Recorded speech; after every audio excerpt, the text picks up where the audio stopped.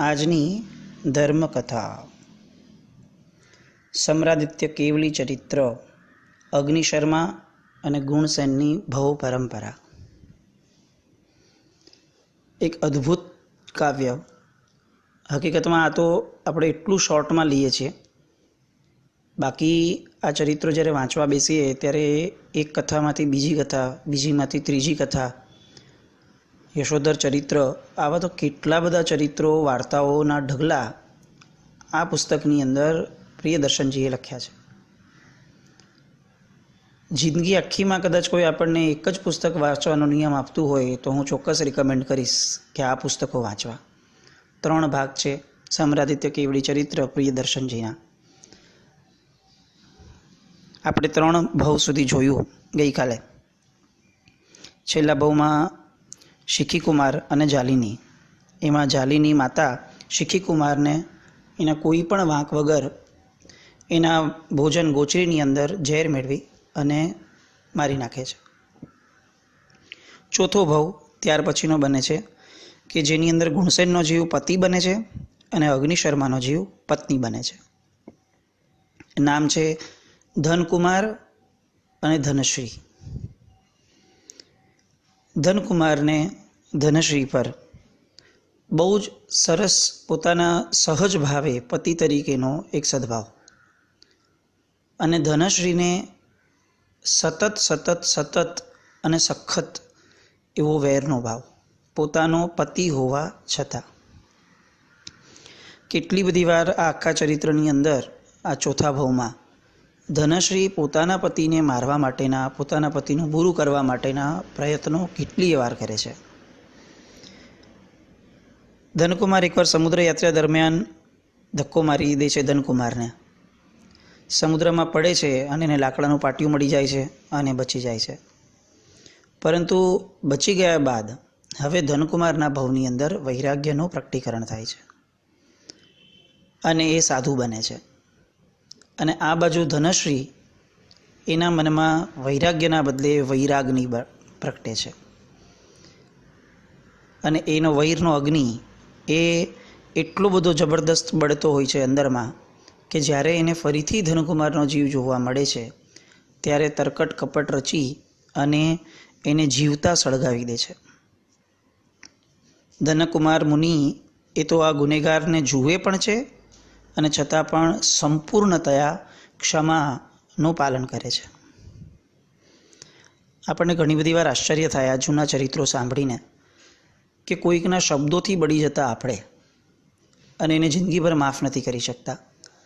આ લોકો ફિઝિકલી સળગી જાય છે અને છતાં પણ કોઈ કરતાં કોઈ એમના મનમાં વેરનો ભાવ તો બહુ દૂરની વસ્તુ છે, એક નાનકડો ક્રોધનો વિકલ્પ પણ નથી પ્રગટતો. કારણ શું હશે? શું આ લોકો બોન વૈરાગી હશે અને આપણે બોન રાગી કે દ્વેષી છીએ? શું એ લોકો જૈન ધર્મને પામ્યા છે, સમજ્યા છે, આપણે કોઈક બીજા ધર્મને પામ્યા અથવા સમજ્યા છીએ? શું એ લોકો ઉપર પ્રભુની કૃપા ઉતરી છે, આપણા ઉપર ઉતરતા કંઈ બ્લોકેજ આવ્યા છે? એક ગજબનું સામર્થ્ય આ લોકો માનસિક રીતે પ્રગટ કરે છે. કેટલાય ચરિત્રોની અંદર સાંભળતા સાંભળતા હાડકાં ધ્રુજી જાય આપણા કે આવું કેવી રીતે એમણે સહન કર્યું હશે. અને પછી જ્યારે ઊંડાણમાં જવાનું થાય ત્યારે ખ્યાલ આવે કે આ કોઈ ઇમિડિયેટ પ્રોસેસ નથી, આ એક ગ્રેજ્યુઅલ પ્રોસેસ છે. ક્ષણે ક્ષણે જ્યારે કોઈ પ્રોબ્લેમ નથી એવા સમયે પણ એમણે પોતાના મનને એ રીતે સમજાવ્યું અને વાળ્યું છે, નાના નાના પ્રસંગોમાં એ રીતે એમણે જતું કર્યું છે કે જેમાં સહન કરવાનો ભાવ ન હોય, જેમાં સ્વીકાર કરવાનો ભાવ હોય. આ ટર્મ આપણે ત્યાં બહુ ક્લિયર કરવી પડે એવી છે. આપણે ત્યાં નાનપણથી એવું જ સમજાવાયું છે કે આપણે સહન કરવાનું, આપણે સહન કરવાનું, આપણે સહન કરવાનું. ઝાડ કેટલું સહન કરે છે જો, આપણે કેમ સહન ન કરી શકીએ? ખોટું નથી, પણ મુદ્દો વ્યાખ્યાનો, ડેફિનેશનનો છે. હું મનમાં સંકલેશ રાખી, મનમાં દુર્ભાવ રાખી, મારા મનના ભાવોને દબાવી અને અગર હું સંકલેશ કરું છું કારણ કે હું નિર્બળ છું, હું કંઈ કરી શકતો એમ નથી, તો ઝાડ એવી રીતે જ કરે છે. એને પણ મનમાં કદાચ પ્રસન્નતાથી નહીં સહન થતું હશે અને એટલા માટે તત્વાર્થ સૂત્રકાર લખે છે કે ઝાડ અકામ નિર્જરા કરે છે. તો અકામ નિર્જરાઓ એ તો નિર્જરાનો કોઈ પ્રકાર જ નથી કે જેને આપણે બહુમાન પ્રગટાવી શકીએ જેના પર. તો આ ભાવમાં મનુષ્યપણું પામીને પણ અકામ નિર્જરા શું કામ? આપણી પોતાની ઈચ્છા વિલિંગનેસથી સકામ નિર્જરા શું કામ નહીં? અને સકામ નિર્જરા આવી રીતના સહન કરવાથી ક્યારેય નહીં પ્રગટે, એ સ્વીકાર કરવાથી પ્રગટશે. યા તો મને તમારો વિરોધ છે અને હું બહુ સુસંસ્થિત રીતે, સારી રીતે હું એ વિરોધને પ્રગટ કરું છું, અને યા તો તમે જે કહો છો એને હું સ્વીકારી લઉં છું. ઓલો વચલો ભાવ નહીં કે મને મનમાં નથી બેસતું છતાં પણ તમે કહો છો તો ચાલો હું કરી લઉં, અને પછી સતત મનમાં હું સંઘર્ષ કરું કે યાર શું કામ આવું કરવું પડ્યું, યાર ક્યાં યાર આ બધામાં ફસાણા. કંઈ જ નહીં, પ્રસન્નતાપૂર્વકનો સ્વીકાર. તો આ બધા જ મહાપુરુષોએ જીવનમાં આ કેળવ્યું હતું કે એમણે જે પણ પરિસ્થિતિ મળી એ બધી પરિસ્થિતિને એમણે પ્રસન્નતાપૂર્વક સ્વીકાર્યા હતા. ધનકુમારના ભવની અંદર પણ ગુણસેનના આત્માએ આ ધનશ્રીના આ અત્યાચારને, આ કુકર્મને અત્યંત પ્રસન્નતાના વેદન સાથે સ્વીકાર્યું અને મોતને વર્યા. ત્યાર પછી 5મો ભવ આવ્યો. અત્યાર સુધી પિતા પુત્રનો સંબંધ થયો, માતા પુત્રનો સંબંધ થયો, પતિ પત્નીનો સંબંધ થયો. હવે 5મા ભવમાં બંને જણા ભાઈઓ બને છે, જય અને વિજય. ગુણસેનનો જીવ જય બને છે અને અગ્નિશર્માનો જીવ વિજય બને છે. જયને વિજય માટે સદાકાળ પ્રેમ હતો, જ્યારે વિજયના મનમાં જય પ્રત્યે ફક્ત દ્વેષ હતો. કાલિંદી નગરીના બંને રાજકુમારો, પિતાનો મૃત્યુ થાય છે, જય રાજા બને છે, એ પછી એ દીક્ષા લે છે, એ પછી વિજય રાજા બને છે, અને વિજય રાજા બન્યા પછીથી ધ્યાનસ્થ એવા જય મુનિ ઉપર તલવારનો ઘા કરી અને એમને મારી નાખે છે. ફરીથી આ ધ્યાનસ્થ મુનિ ઉપશમ રસના અમૃતનું પાન કરે છે, જરા પણ ક્રોધ પ્રગટાવવા દેતા નથી. 6ઠ્ઠો ભવ, બંને ફરીથી પતિ પત્ની બને છે, ધરણ અને લક્ષ્મી. ધરણ શ્રેષ્ઠી પુત્ર હતા, એને લક્ષ્મી પ્રત્યે ખૂબ પ્રેમ હતો, પણ લક્ષ્મીને એઝ યુઝ્યુઅલ ધરણ પ્રત્યે દ્વેષ. ધરણ ચારિત્ર સ્વીકારે છે, લક્ષ્મી ધરણ મુનિ ઉપર ચારિત્ર લીધા બાદ ખોટા આક્ષેપો કરે છે અને બદનામ કરે છે, પરંતુ એ આખા પ્રસંગમાં આ ધરણ મુનિની સત્યતાને દૈવત્વ પૂજાય છે, દૈવત્વ દ્વારા. એટલે કે દેવો પણ આ ધરણ મુનિની સત્યતાને પૂજે છે અને આકાશમાંથી પુષ્પવૃષ્ટિ કરે છે, જેના કારણે નગરજનોને ખબર પડી જાય છે કે આ ખોટા આક્ષેપો એ આ લક્ષ્મી દ્વારા મુકાયેલા હતા. લક્ષ્મીને જંગલમાં મોકલાવી દે છે બધા નગરજનો બહુ આડ મૂકીને. ત્યાં એ સિંહનું ભોજન બની જાય છે અને ધરણ મુનિ એ પોતે 1 માસનું અનશન સ્વીકારી અને દેવલોકમાં દેવ બની જાય છે. દરેક ભવની અંદર ધરણને એટલે કે અગ્નિશર્માના જીવને સહજપણે દ્વેષ પ્રગટે છે, ગુણસેનના આત્માને સહજપણે યા તો વૈરાગ્ય પ્રગટે છે અને યા તો સદભાવ પ્રગટે છે.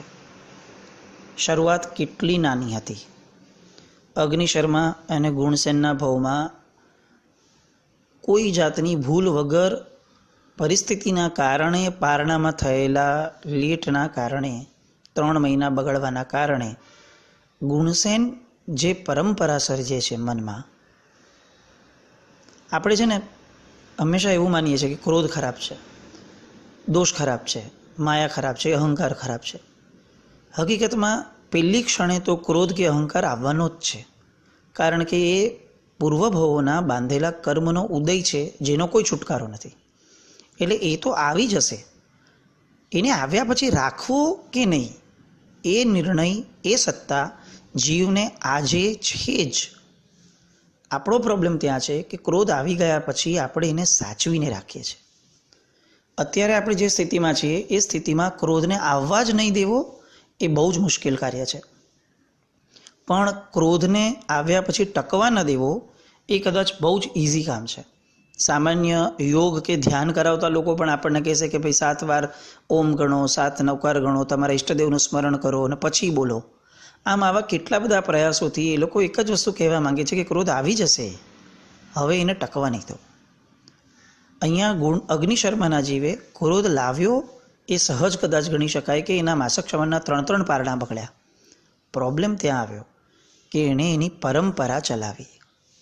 બસ આપણે આ પરંપરાથી મુક્ત થઈએ તો કદાચ આ ગુણસેન અને અગ્નિશર્માના ભાવોને આપણે સમજ્યાનું સાર્થકતાને પામશું. 7મો ભાવ. બંને ભાઈઓ બને છે, કઝિન ભાઈઓ બને છે, કાકાના પુત્રો. ગુણસેનના જીવનું નામ છે વિષેણ અને અગ્નિશર્માના જીવનું નામ છે જીવસેન. દીક્ષા લીધી. વિષેણે સેન મુનિની હત્યા કરવાનો પ્રયત્ન કર્યો, પણ દેવીએ એની રક્ષા કરી. વિષેણને છેવટે માનવભક્ષી પશુઓએ મારી નાખ્યો. સેન મુનિએ અનશન કર્યું અને 9મા ગ્રૈવેકમાં દેવલોકમાં ઉત્પન્ન થયા. છેલ્લા 2 ભાવમાં એક કોમન પોઈન્ટ આવ્યો કે અથાગ પ્રયત્ન છતાં પણ અગ્નિશર્માનો જીવ ગુણસેનના જીવને મારી નથી શકતો. શા માટે? આપણે ગઈકાલે પણ એક પ્રશ્ન લીધેલો કે ગુણસેનના જીવને અકારણ ભોગવવું પડે છે. શા માટે? આ જે શા માટે છે ને, એ જેટલું જીવનમાં પ્રગટશે એટલો ધર્મ નજીક આવશે. શ્રાવકની ધર્મની જિજ્ઞાસાને એના દરેક ધર્મનું મૂળ કીધું. પૂજા કરવા જઈએ, ચાલો. શા માટે? ઉકળેલું પાણી પીવું છે, પીએ ને, શું વાંધો છે? બહુ સરસ. શા માટે?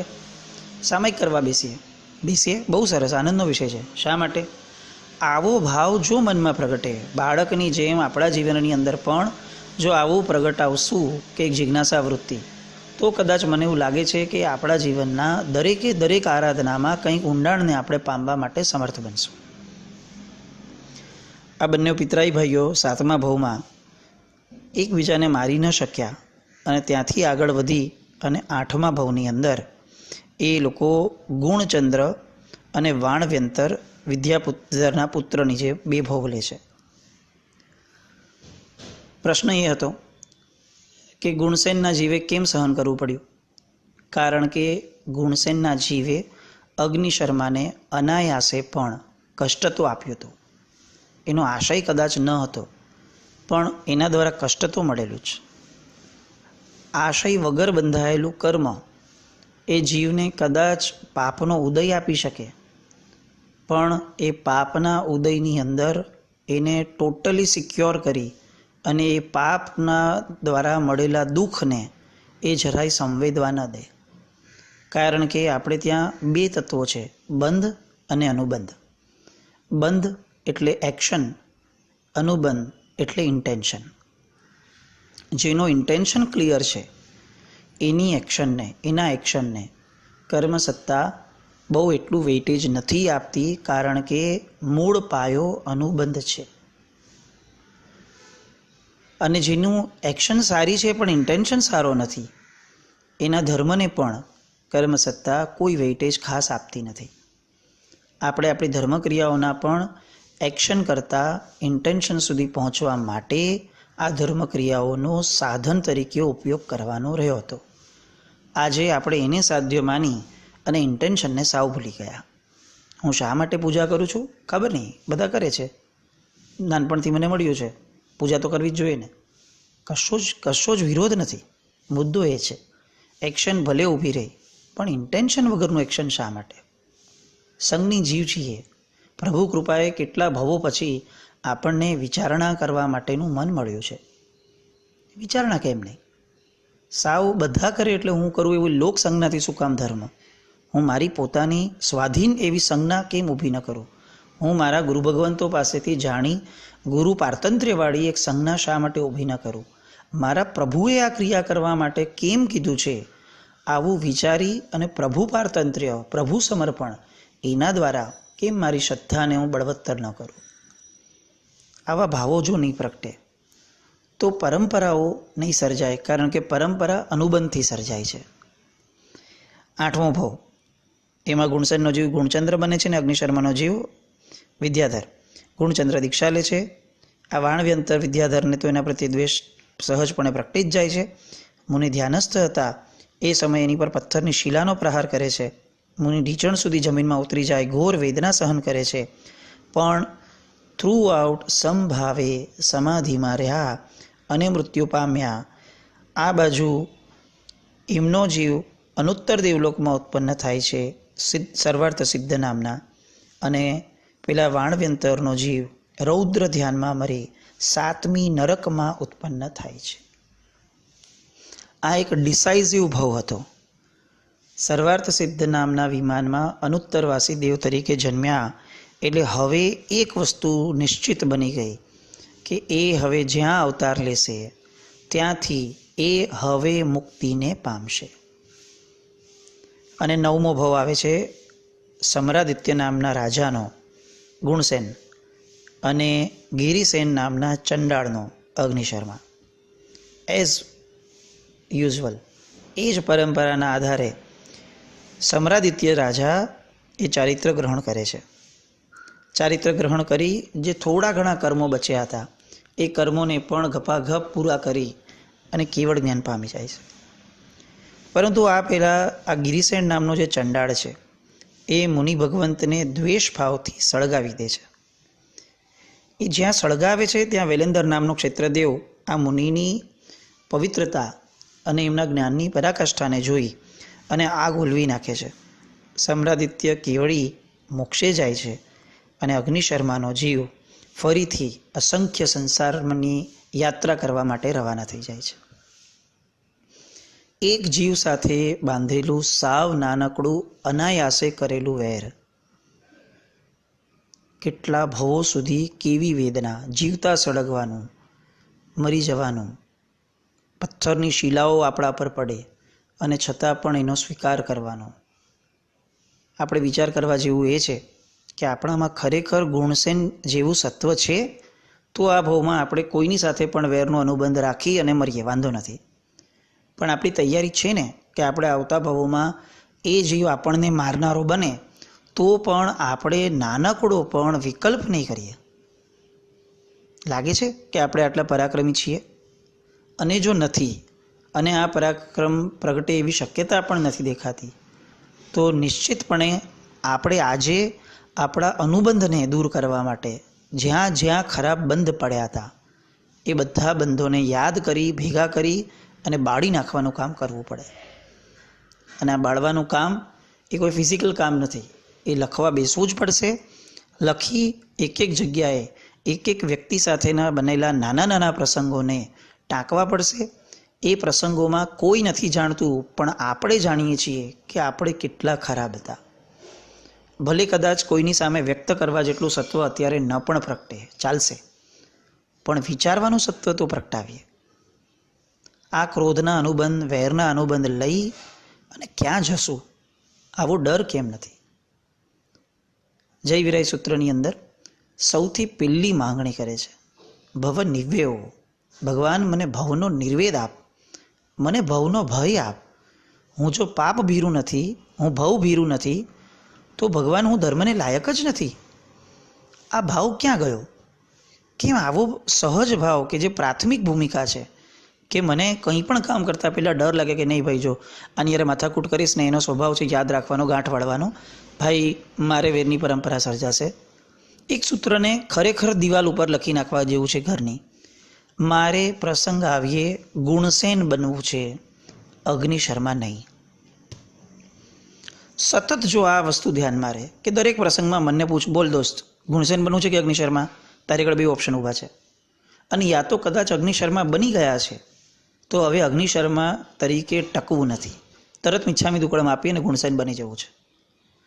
પૂર્વના ચરિત્રો સાંભળીને ફાયદો આ જ મેળવવાનો છે કે આપણા જીવનમાં માનસિક પરિવર્તન આવવા જ જોઈએ. કેટલી વાર્તાઓ સાંભળશું અને પછી વિચારશું કે હવે પરિવર્તન લાવીએ, ચાલો ને. ગુણસેન ને અગ્નિશર્માનો આ એક વૈરાગ્ય અને વૈરાગની આ બેવની વચ્ચેના યુદ્ધના ભવોને આપણે ફરી ફરી સંવેદતા રહીએ અને આપણા જીવનની અંદર ક્ષમા અને સ્વીકાર અને પ્રસન્નતા નામના ગુણોને પ્રગટાવીએ. એ જ શુભેચ્છા. પ્રણામ.